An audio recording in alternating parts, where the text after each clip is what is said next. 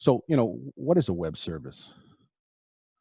So web service at its core, or the basics, has to do with sending some sort of message to, let's say, a server or some cloud resource, and getting some sort of response. I mean, that's basically what all this boils down to, whether it's our phone or laptop or desktop or whatever device we're using.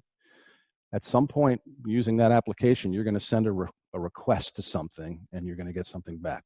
Email on your phone, for example, or whatever it may be, or you're looking up your schedule.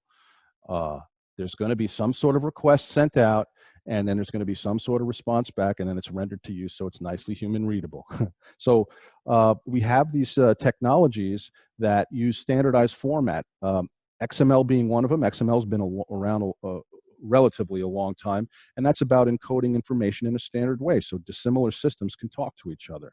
We also have JSON now, which is a very popular notation language, and the ability to transmit data in a standardized way.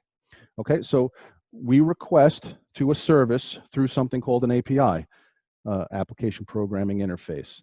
That API takes the request, and we don't have to deal with this detail, but it does whatever it has to do to find the information that you requested and then send the result back to you. The beauty of these APIs is that now they have standardizations too as they're written, and they're self-describing. So even if you're unfamiliar, or if an application has not used it before, it can pull down, let's say, like a dictionary, and it can understand, okay, I understand what the variables are, what the syntax is, and all this good stuff. And so it's extremely powerful, and it allows all these dissimilar systems to speak with each other. And it doesn't matter what operating systems they're on, what hardware they're on, they can talk to each other. That's why your iPhone talks to whatever, some Linux server or whatever, it doesn't matter.